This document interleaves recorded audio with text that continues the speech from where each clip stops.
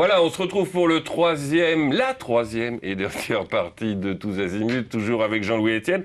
On abordait avant la pause le thème des énergies, les énergies fossiles, l'atome, donc l'énergie nucléaire, les énergies renouvelables, c'est-à-dire l'éolien, le solaire, en partie La biomasse, la géothermie, les énergies marines. Alors, le Figaro magazine en novembre dernier titrait, et vous en étiez un exemple important et célèbre, ces écolos qui défendent le nucléaire. Et j'aime beaucoup la première phrase à Christophe Doré qui signe l'article. Vous disiez « Ah, il y en a d'autres que moi, c'est une bonne nouvelle ». Vous défendez le nucléaire et vous avez une défense du nucléaire qui me paraît assez compréhensible. Vous voulez, je reprends mon explication. Vous avez donc ce pilier central des énergies fossiles sur lequel repose toute notre économie. Vous avez l'atome qui représente une concentration énergétique la plus importante que l'homme connaisse aujourd'hui, qui est un pur produit de l'intelligence humaine. E égale mc2. E, c'est l'énergie, m, c'est la perte de masse, c, c'est la vitesse de la lumière. La perte de masse par une fission ou une fusion, l'énergie qu'on en retire est proportionnelle au carré de la vitesse de la lumière. Voilà un pur produit de l'intelligence très très intéressant et qui nous sert quand même pas mal aujourd'hui, oui, où on a besoin de beaucoup d'énergie. Et de l'autre côté, vous avez des énergies beaucoup plus diluées, qui sont les énergies fossiles. Mais parlons de l'atome. Non, les énergies renouvelables. Les énergies renouvelables. Mais parlons de l'atome, puisque vous m'interrogez là-dessus. La fission, aujourd'hui, la fission des noyaux lourds d'uranium qui se passe dans les réacteurs que nous avons aujourd'hui installés, il est évident, nous produisent une grande quantité d'énergie.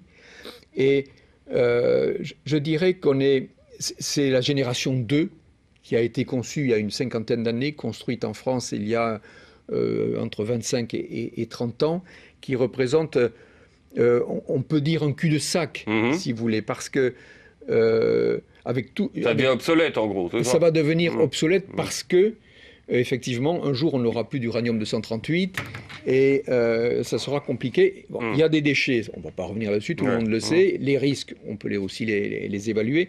Mais par contre, je trouve qu'on aurait tort de se priver de cette intelligence humaine qui a été investie jusqu'à maintenant, sachant qu'il y a des lumières depuis un moment, on le sait, parce que tout ça, on est dans la théorie. C'est l'intelligence de l'homme qui arrive à décrypter quelque chose qu'il a dedans. Il y a la génération 4. La 3, c'est celle qui est intermédiaire entre la 2 qui va devenir obsolète, celle que nous avons aujourd'hui, si vous voulez, dans 2 ou 3 décennies, peut-être avant.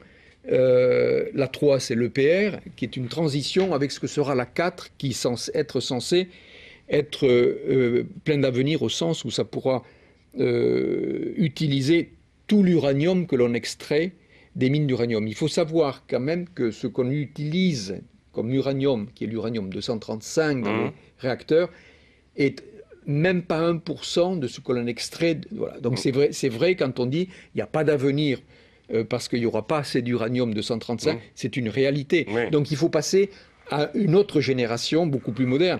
La voiture, il y a 40 ans, elle consommait 10 litres ou 15 litres au 100. Aujourd'hui, elle fait 3 ou 4. Vous voyez ce que je veux dire ? Donc on va vers le sens du progrès. Et donc, c'est tellement compliqué à mettre en œuvre, tellement compliqué à changer de système d'énergie que je pense qu'on aurait tort de tout jeter et de ne pas continuer dans la recherche jusqu'à ce que génération 4. Et puis vous dites une chose que vous n'êtes pas le seul à dire, mais qui est pas facile à entendre d'un certain côté politique, disons, c'est que le nucléaire, c'est propre par rapport au pétrole et au charbon. C'est propre, c'est pas 100% propre, si vous voulez. Quoi. Il y a des déchets d'ailleurs qui sont extrêmement encombrants.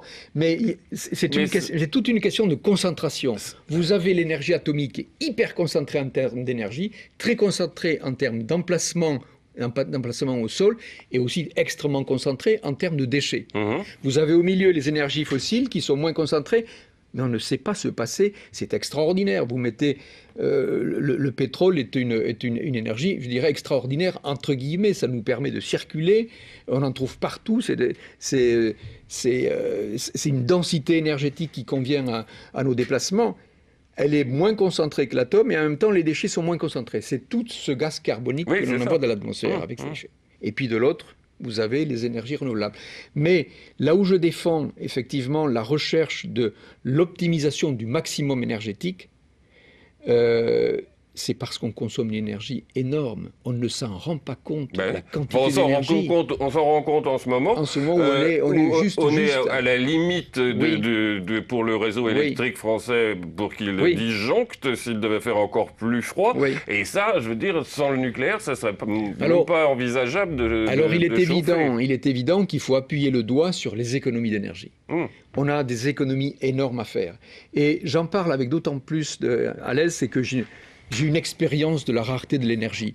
Quand vous êtes en expédition polaire, vous avez le minimum d'énergie que vous emportez avec vous et vous faites attention. Vous vous rendez compte que vous pouvez faire beaucoup en étant économe. Sur Clipperton, qu'on a évoqué tout à l'heure, on était un village de 25 personnes. Vous avez du soleil, là. Du soleil et du vent. Oui. Mais on avait deux frigos, 2 congélateurs, un désalinisateur, une antenne pour envoyer les messages. Et le soir, à 6 heures, il y avait la lumière. Une dizaine de chercheurs qui mettaient leur ordinateur en route, et vers 8h30, il fallait mettre le groupe électrogène. Et on était économe, vous voyez. Donc on n'a pas idée de la quantité d'énergie que l'on consomme. Rien que pour assurer le fonctionnement du métro et du RER à Paris, uniquement ça, il faudrait 400 éoliennes de 2 MW, celle qu'on trouve partout dans nos champs aujourd'hui. C'est à condition qu'il y ait du vent, bien sûr. Donc vous êtes pour une écologie moderne, scientifique et non récessive, c'est-à-dire on ne va pas se chauffer à la bougie on n'y arrivera pas. Et ce pilier central, si vous voulez, des énergies fossiles, il faut imaginer qu'un jour ça va s'arrêter, à force de gratter, de creuser, de se servir. Et alors aujourd'hui, quand vous avez l'émergence de la Chine, du Brésil, de l'Inde, de tous ces pays qui s'ouvrent à la vie que nous avons connue, toutes ces facilités, ils les veulent. Donc ça va devenir d'énormes consommateurs. Tout s'est tourné vers l'Asie. Et donc, je crois qu'il faut que nous réfléchissions, anticipons la raréfaction de ce pilier central des énergies fossiles. Et on ne pourra pas le remplacer par les énergies renouvelables. On ne pourra pas... Les énergies renouvelables, si vous faites la somme du soleil que l'on reçoit, du vent qu'il y a sur la surface de la Terre, des énergies des mers, de la biomasse, il y a de quoi alimenter l'humanité pour l'éternité. Le problème, c'est qu'on ne capte qu'une infime partie. Il y a une telle dilution de cette énergie. La vallée du Rhône, un jour de Mistral, il y a de quoi faire alimenter en énergie la France, et largement. Mais ça voudrait dire qu'il faut mettre des éoliennes partout. Donc vous voyez, on n'en capte que des toutes petites parties. C'est là qui est le problème. Est-ce qu'il n'y a pas un autre modèle de société qui tiendrait plus compte du rythme du soleil, du rythme des saisons et tout ça, ou qui adapterait le travail, les déplacements, les transports, et qui changerait fondamentalement la donne? Si, mais ça suppose, si vous voulez, un investissement personnel énorme. C'est-à-dire, vous changez de style de vie. Voilà, oui. On ne peut pas... Personnel et collectif, oui. Oui, mais le collectif ne viendra petit à petit que par des groupes qui vont pouvoir expérimenter ça. Moi, j'ai 80 panneaux solaires à la maison chez moi. J'ai 6 éoliennes dans le champ. Il faut dire que vous habitez dans le sud de la Californie. Non, là, en France. En France, oui. Ah, d'accord. Mais parce que j'aime ça. J'aime, et ça me demande un travail de faire attention. Je la stocke pas, mais de faire attention à l'énergie. Moi, je suis sûr qu'on doit pouvoir passer en énergie renouvelable nos besoins domestiques, à condition, dans des petites communautés, dans des villages ou des villes éventuellement, une région qui peut... Mais là où il y a une conscience, d'avoir une gestion localisée et une conscience citoyenne qui va au-delà de la moyenne aujourd'hui, quoi. Jean-Louis Etienne, on va terminer sur l'écologie. On va en reparler. Je disais que vous habitiez en Californie, mais vous êtes français, toujours français. Oui. Vous allez voter au présidentiel? Oui, je vote au consulat de France aux États-Unis. D'accord. Et donc, vous me direz peut-être pas pour qui vous allez voter, mais en tous les cas, l'Europe Écologie Les Verts, représentés par Eva Joly, c'est pas tout à fait votre écologie à vous. Et en tous les cas, vous êtes sans doute pas dans leur petit papier avec ce que vous démontrez. Non, je trouve que les groupes qui sont à l'intérieur d'Europe Écologie Les Verts, c'est toujours les mêmes. Et je les connais. Ce sont des gens qui ont fait un choix personnel de vie et qui ont un enrichissement intellectuel à travers cette démarche. Mais cette démarche est totalement tournée, si vous voulez, vers l'attention que l'on peut porter à la planète. Et c'est bien. Mais c'est un échantillon extrêmement limité, si vous voulez, de notre population. Donc quand on réfléchit comment essayer de satisfaire, si vous voulez, l'exigence écologique et l'exigence citoyenne, bien sûr, il y a une éducation progressive à faire, mais la demande énergétique est telle, si vous voulez, la demande en matières premières, si vous voulez, même si on fait l'éducation, on est obligé d'avoir une transition beaucoup plus lente que celle qui nous est proposée aujourd'hui par Europe Écologie Les Verts, quoi. Donc pas Eva Joly, mais vous auriez préféré Nicolas Hulot, qui est un grand explorateur médiatique. Je pense que, c'est-à-dire que Nicolas Hulot a travaillé beaucoup le sujet, c'est sûr. Avec sa fondation, il a eu beaucoup de conseillers, donc il connaît parfaitement. Nicolas, effectivement, à un moment donné, s'est engagé avec son film Titanic dans des situations où il a affiché tout ce qu'il y a de plus extrême en matière de destruction planétaire. Il a raison, il faut trouver le juste milieu entre... Il faut donner envie. Si vous ne donnez pas envie, vous n'êtes pas suivi. Donc donner envie, c'est effectivement montrer l'exigence et montrer qu'il y a aussi des solutions, même si on n'arrive pas à les mettre en œuvre dès aujourd'hui, quoi. Alors, on va parler pour les dernières minutes de l'émission de l'avenir, de votre avenir et de l'avenir, parce qu'on a beaucoup parlé de vos expéditions passées, mais vous êtes en train en ce moment de monter un projet assez ambitieux, et vous le montez, je le disais, à La Jolla, c'est-à-dire à San Diego, dans le sud de la Californie, où vous vivez déjà depuis 1 an et demi, c'est ça? Oui, oui. Et vous n'y vivez pas simplement parce que la Californie du Sud, j'imagine, c'est très agréable et tout ça, et pour que vos enfants apprennent à parler l'anglais, mais aussi parce que c'est là qu'est né un projet que vous allez vous développer sous le terme du PolarPod. Alors, racontez-nous ce que c'est que le PolarPod. Polar comme polaire et pod comme plateforme océanographique dérivante. Je suis en train de faire une station océanographique dérivante qui est une sorte de grand tube, un grand flotteur en fait. Oui, très grand parce que ça fait 75 mètres. 75 mètres sous l'eau. Ah oui. Donc vous imaginez, vous savez ces bouchons de pêche qui sont longs comme ça là, hein. Donc il y a 75 mètres dessous et 25 au-dessus. Et donc ce flotteur, en fait, va dériver autour de l'Antarctique. Petit à petit, il y a un courant qui fait le tour de l'Antarctique qui s'appelle le courant circumpolaire antarctique, et amènera à son bord des techniciens et ingénieurs de recherche océanographique pour étudier cet océan qui est un élément essentiel de la machine climatique. C'est une courroie de transmission entre les 3 océans. C'est ce qu'on appelle les 50e rugissants, c'est ça? C'est l'attitude des 50e hurlants même. Hurlants. D'accord. Donc ce sont des latitudes qui sont dures, si vous voulez. Et cet outil-là, il pèse 800 tonnes. Il a un pied dans l'eau très fort, il y a 150 tonnes de lest, et donc il se déplace, si vous voulez, il est un peu à l'abri des mouvements de la mer, parce la mer lui passe autour ou entre les piliers, mais ça permet d'avoir une stabilité qui permet de faire des mesures de qualité. Et donc, si tout va bien, j'espère le faire en 2014-2015, et si je suis en Californie en ce moment, c'est parce qu'il existe le même outil, mais qui est très vieux, qui a 60 ans aux États-Unis et qui m'a inspiré, qui s'appelle le flip. Le flip, hein. Oui, le flip. Alors les Américains voulaient que je l'appelle le French flip. Je leur ai dit, flip en français, c'est pas terrible. Donc je l'appelais le polar, comme Paul et pod.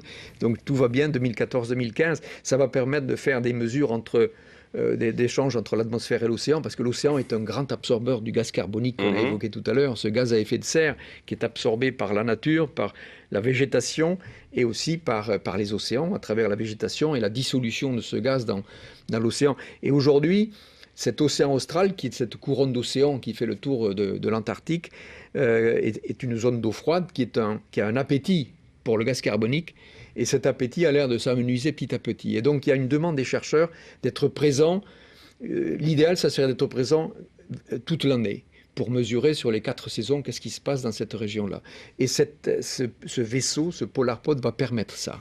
Rien quand on voit la maquette, on va la revoir à l'image, ça a un côté science-fiction, quoi. C'est très bien. Écoutez, vous avez fait un montage, et les gars, vos gars ont fait un montage que j'aime bien, parce que ça fait plus de 100 mètres de haut, ça fait 130 mètres de haut, et effectivement, c'est un gros bâtiment. Donc, quand on le voit comme ça, effectivement, on voit bien que c'est quelque chose qui va être lourd, Ouais. bien implanté dans la mer, et en même temps, donc, qui n'est pas comme un bateau à la surface, qui est ballotté Mhm. par ces mers difficiles et qui rend la vie des chercheurs compliquée, quoi.